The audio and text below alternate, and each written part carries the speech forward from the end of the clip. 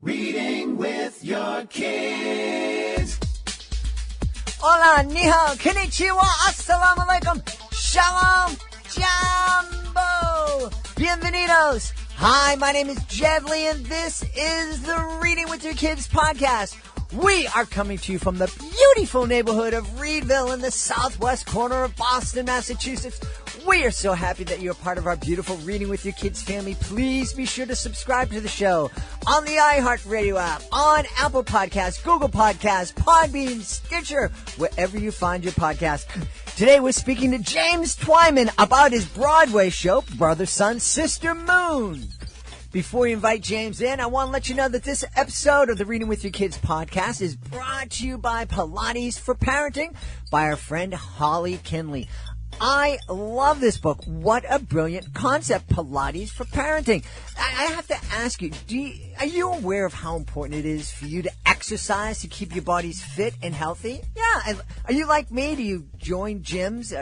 Do you take classes? Have you developed any daily disciplines in an effort to better care for yourself and your body? Well, if you said yes, then why not take the same approach to our most important role of all, and that's being a parent. As this powerful little book points out, from the moment your child enters the world, you are the most important person in your child's life. You are the person, we've said it so many times in the show, you are the person that they most love, that they most want approval from, affection from, attention from. Pilates for Parenting teaches simple yet powerful exercises that will help you strengthen your parental core. Implementing the exercises will help you develop daily disciplines to become more aware and more mindful of your role as a parent. Pilates for Parenting by Holly Kinley is a must-have resource for all parents and guardians. Check it out today. Get your copy today at Amazon. We also want to remind you that the Reading with Your Kids podcast and Jedley's Magic Circus are going back to Chicago February 8th and 9th. We are going to be part of Kids Expo at the Schaumburg Convention Center in Schaumburg, Illinois. I'm really excited. I've heard so many great things about this great event. There's going to be all sorts of entertainment, some great booths, some great interactive activities for families, a performance, actually more than one performance of Jedley's Totally Interactive Magic Circus, and of course the podcast will be there, giving families a chance to find out what it's like to be a guest on the podcast, and we'll also be recording segments for future uses on the show. Check it out today. It's the Kids Expo, February 8th and 9th, Schaumburg Convention Center in Schaumburg, Illinois. Chicago Kid Expo. I am so excited. We are traveling down to Lake Chapala in Mexico to talk to our next guest. He's not going to be talking necessarily about a kid's book, but about a great experience that we can take with our families. Please welcome to the show, James Twyman. James, how are you? It is great to be here. Thank you very much. I'm real excited. We're primarily speaking about a one-man show that you are presenting called Brother, Sun, Sister, Moon, and it is based on St. Francis. That's right. St. Francis of Assisi, the most beloved saint of all time. People from almost every religion, every tradition love him. He's the famous bird bath saint that you see in gardens everywhere you look practically. And yet very few people really know the story of St. Francis or even how complicated of a character he really was 800 years ago. But I really believe that his story is just as important today, if not more important, than it was 800 years ago when he was alive. So we're going to be taking this musical to Broadway. In fact, what I'll be doing, something very unique, is traveling across the country on the way to New York, beginning on the West Coast, and traveling with my friend Bill Free as close to how St. Francis himself would have traveled, which is to do so penniless, so with no money, no idea even how we're getting from city to city, even though we have 12 performances on the way, no idea where we're sleeping, how we're eating, in complete trust which is how Francis would have done it. And then when we arrive in New York, we'll be doing something else that no other Broadway show has ever done, which is we're going to be every day passing out free tickets to the homeless on the streets, inviting them to come to the show as our guest.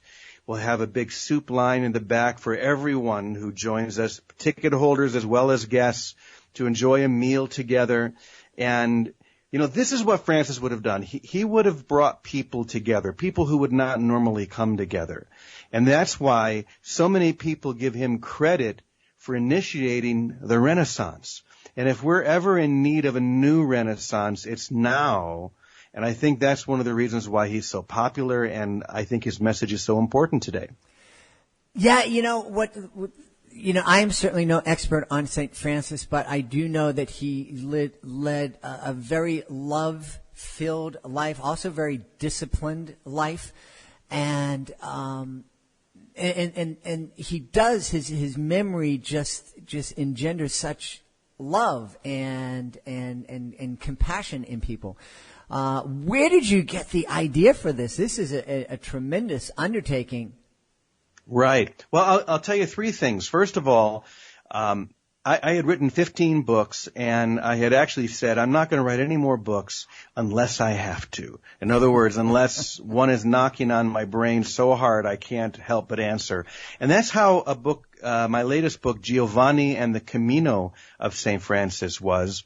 It's a story, a novel about a woman who goes on a great adventure walking this Camino, which are the ancient paths that Francis would have walked 800 years ago on his way to Assisi. She meets this young Italian man named Giovanni, and he helps her to realize that you're never too old to heal your life, and you're never too old to have a great adventure. So it's an adventure story, and it's an inspirational story, but I didn't know how to share that story without giving away the ending on my book tour. So I had this idea, which was inspired by two things. Number one, I was watching a video on Netflix about Bruce Springsteen, of all people, because Bruce last year did a one-man musical on Broadway, telling the stories of his life, singing the songs that many of us love. And I was watching that thinking, St. Francis could do the same thing. He could tell the story of his life through music and just telling the stories of his life. And that's where it was birthed. And then there was something else. It was a quote that I heard that I had never heard before. And it came from a very unlikely source. And I'll tell you who said this and see if you can even come close to guessing. This person said basically, the revolution we started failed. It created more atrocities than it solved. What we really needed were 10 St. Francis of Assisi's. Who do you think might have said that? And I'll just give you a clue. It was in the 20th century. Boy, I am stumped. I'm guessing somebody that we're gonna, probably not a person that we associate with the church. You're right. You're right. You usually, or a peacemaker like Mandela or Gandhi or John Lennon maybe. It's similar to John Lennon. It's Vladimir Lenin, said, the architect of the Russian Revolution, and an atheist. He recognized that the power of 10 people who were totally committed to peace, as St. Francis was, is the most powerful force in the whole universe. So when I heard that quote, I saw the Bruce Springsteen Broadway video. I had just written the book Giovanni and the Camino of St. Francis. That's when I sat down and wrote the musical for Brother, Sun, Sister, Moon. I began traveling, doing it on the book tour, and then this invitation came to perform it on Broadway. And if people want, by the way, to see if I'm going to be coming anywhere near them, because I will be crossing the country penniless, as I said before, they can go to stfrancismusical.com, and that's ST for Saint, stfrancismusical.com, and the schedule's there. And by the way, if you go there, you can see the first 20 minutes of the musical, which we just shot recently in, of all places, Assisi in Italy. Wonderful, wonderful. Now, what time of year are you taking this journey? The hardest part possible. Winter. We'll be traveling across the country, hitchhiking, getting rides. The only rule, two rules. Number one, we can't take any money. So we can't buy a ticket on a bus, but someone, if they want, can buy us a ticket for the bus. We cannot fly, for example. That would be against my self-imposed rules. And the whole idea is, once again, to do something that mirrors Francis himself. How would he travel if he were alive today?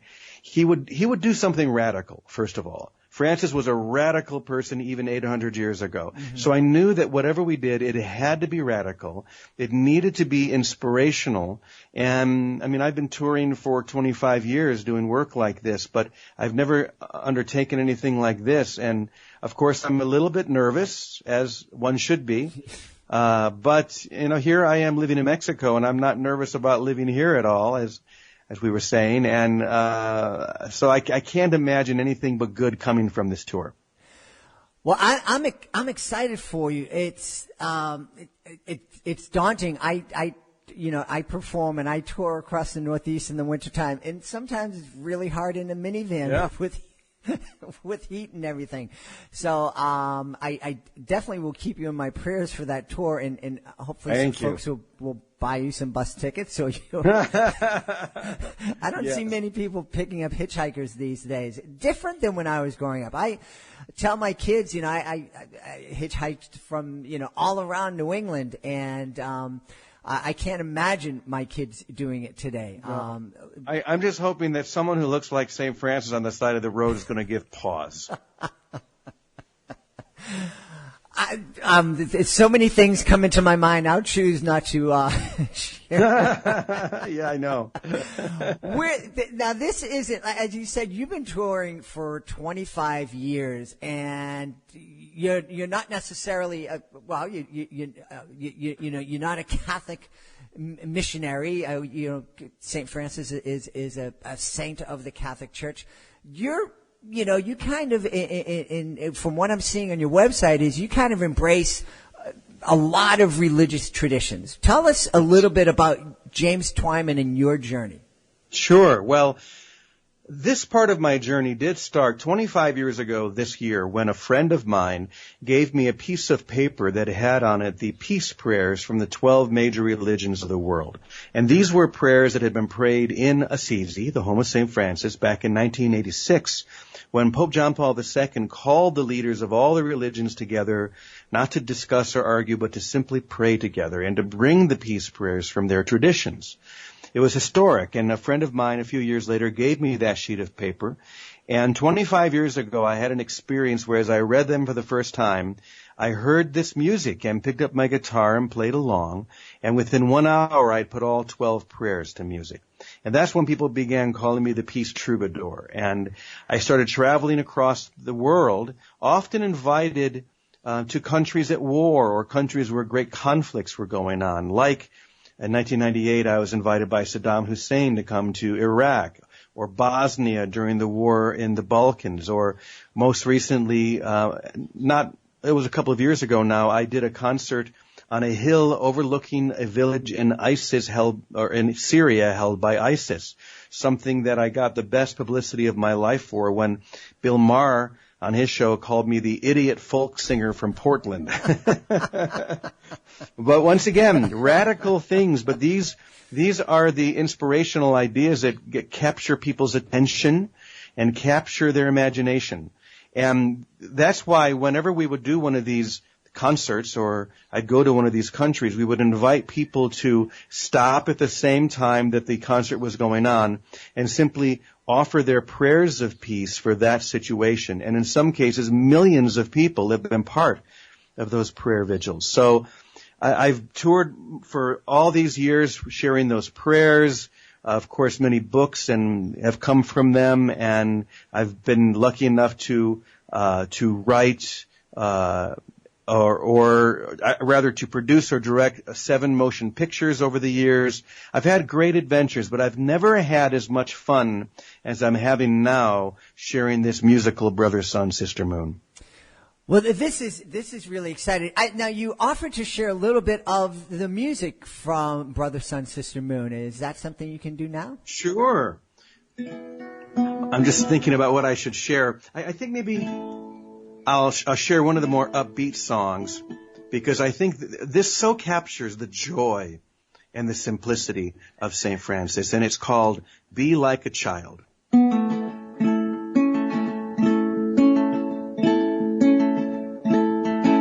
Be like a child today. Don't overcomplicate what is simple. Oh, so simple.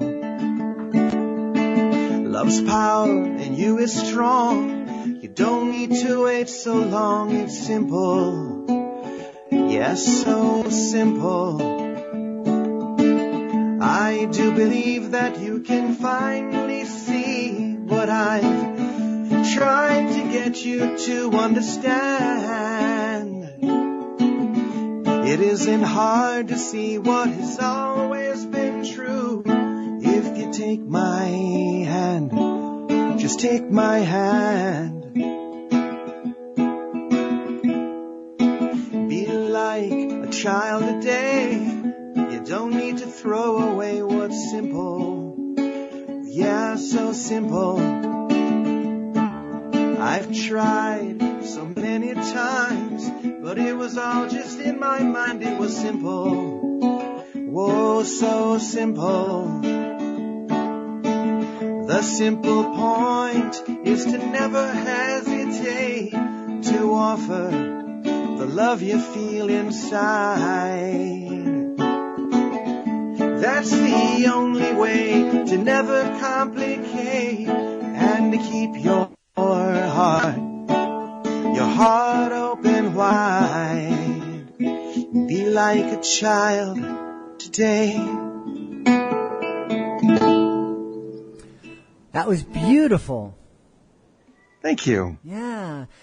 As it's interesting. I think some folks understand that the way I produce this show is we'll interview a number of authors on the same day, and we'll publish the different interviews on different days in the future. I just finished interviewing a woman who is republishing some books that she wrote 25 years ago. And one of the books that she wrote was called Spite Fence, and talked about the fact that we put fences up between people because we're afraid of the other, afraid of the unknown. And as you were playing the song and repeating that idea of it's simple and we don't need to overcomplicate.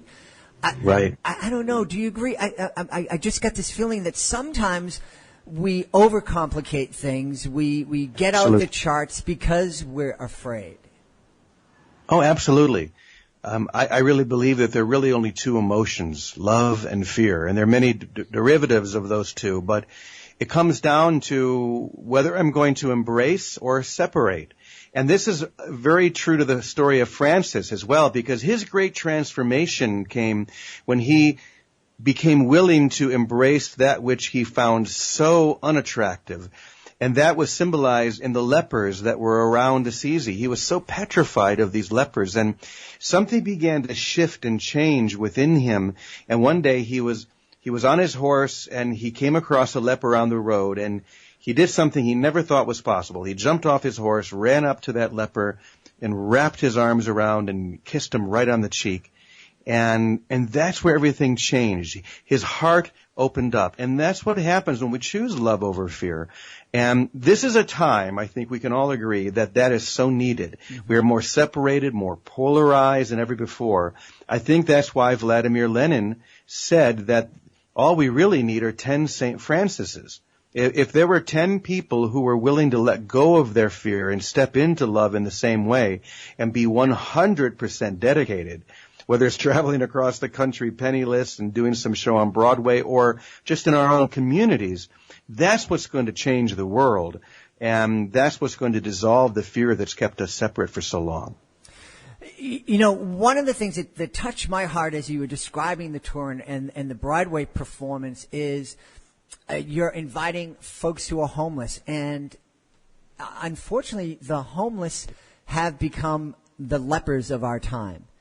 Yes, my wife and I run a ministry to a homeless shelter here in the Boston area, and in our simple ministry, we simply serve desserts, and it's a wonderful ministry. We have 200 people at our parish who take turns baking desserts for the guests, and it's wonderful. We have different teams that serve it. But as much as the guests at the shelter love the sweets, what they love most of all are looking us in the eyes, or having us look them in the eyes, having us see them. Because that, I think, is something, we've become blind to so many people who are needy in our lives. Oh, yeah. And that, once again, comes down to how simple it is. Mm-hmm. We're here to just simply love one another. And I know that sounds cliche and it sounds very sort of pop spiritual, but it really is true. And that's why, once again, one of the most unlikely people in history brought up St. Francis, Vladimir Lenin, saying that this revolution that we started failed completely. It created more atrocities than it solved. But if we had just had 10 people who are doing what you and I are describing right now, if we had 10 people who were fully committed in that way, we wouldn't have even needed a revolution. Mm-hmm. And I say the same thing is true today. So I think what I'm saying on this tour is, hey, I'll be number 10. Who are the other 9? Mm-hmm. And if 9 other people show up, I think I will have, done my job very well. How can we, as parents, as caregivers, as aunts, uncles, as people who love young people, how can we get them to have the courage to embrace this simplicity? Well, I think more than anything, to mirror it, to demonstrate it, to live it ourselves, because it's not in the words. There's a great line from St. Francis where he said, our only job is to teach the gospel wherever we go, and when necessary, use words. So it's not in the words. It's in the way that we live, the way that we embrace one another, the way that we love one another. That's the highest and the greatest teacher that's out there. Amen. Amen. There's so much. I feel such a kinship with you. One of the things that I taught my kids in talking about faith is, my favorite verse from the Bible is when the Pharisees or the people in the temple are trying to catch Jesus up, and they're like, so what's the most important commandment? And he said, love. Love God, love each other. That's it. Everything else is commentary. That's right. It's so simple. It keeps coming back to that. And I think that's the message of St. Francis, of Jesus, of every great mystic and saint. Just let it be simple. You don't need to complicate this.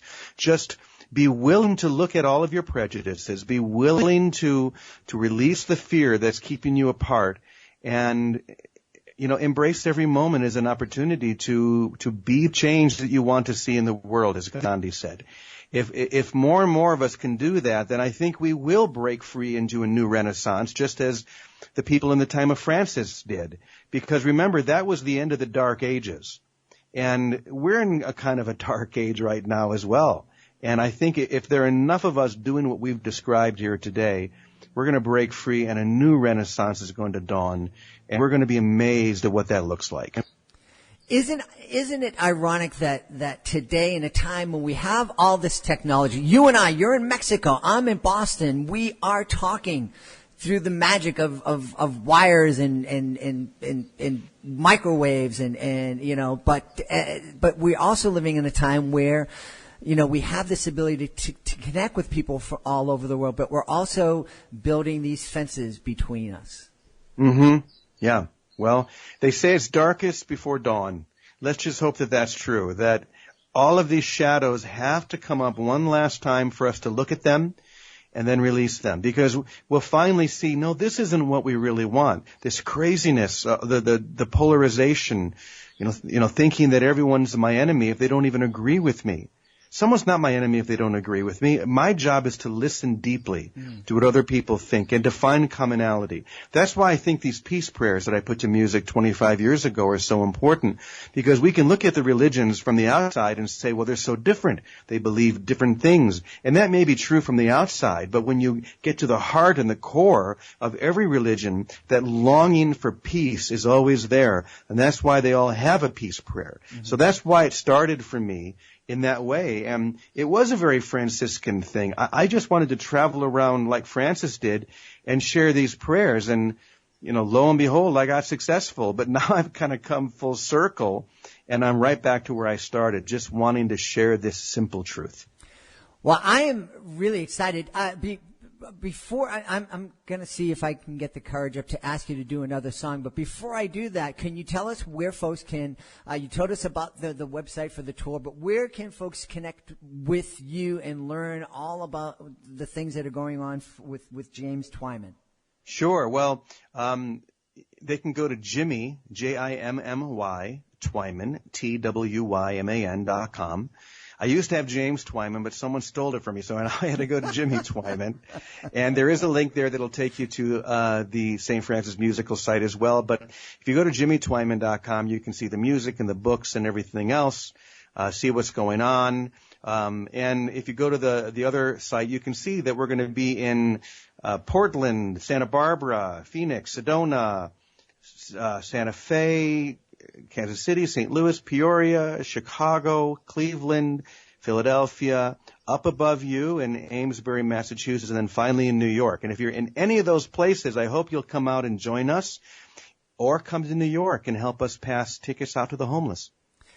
That would be really exciting. I'm definitely going to try to get up to Amesbury. I mean, I often talk to my daughter's in the music industry. We often talk about how challenging some of the bands that she works with their tour routes. You put a pretty tough and challenging tour route together. If you were traveling in a bus, I mean, but hitchhiking and all that, that's definitely keeping you in my prayers. Before we go, is there a chance that you can share some more music with us? Sure. Let me share an abbreviated version of a prayer that is often associated with Francis. It's called the Prayer of St. Francis. And even though Francis himself did not write this prayer, it does, I think, capture who he was and what was most important to him, which was to be an instrument of peace.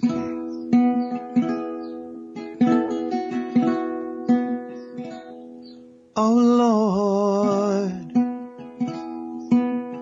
make me an instrument of your peace.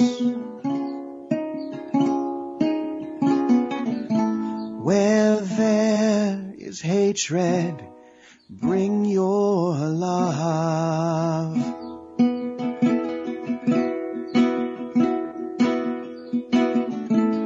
Oh, divine Master, grant that we may not seek to be consoled as to consoled. For it is in giving that we receive. It is in pardoning that we are pardoned. And in dying to ourselves that we live. Oh Lord, make me an instrument of your peace.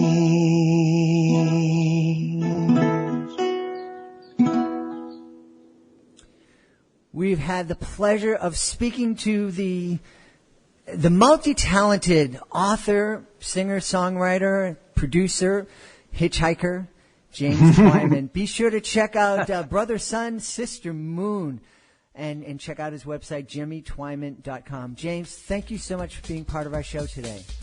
My pleasure. Thank you for having me here. Please be sure to join us for the next edition of the Reading with Your Kids podcast. Our guest will be Melissa Hart.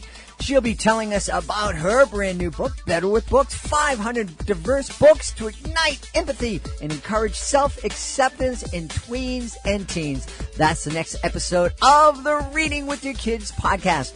Are you the author of a fantastic children's book or maybe the producer of a great family one-man Broadway show? Well, we would love to have you as a guest on the Reading with Your Kids podcast. Being a guest, it's fun, it's easy, and it gives you the chance to tell thousands of people about your great family project. All you need to do is to go to our website, readingwithyourkids.com, click on the contact button, let us know about your great project. We will let you know the next easy steps.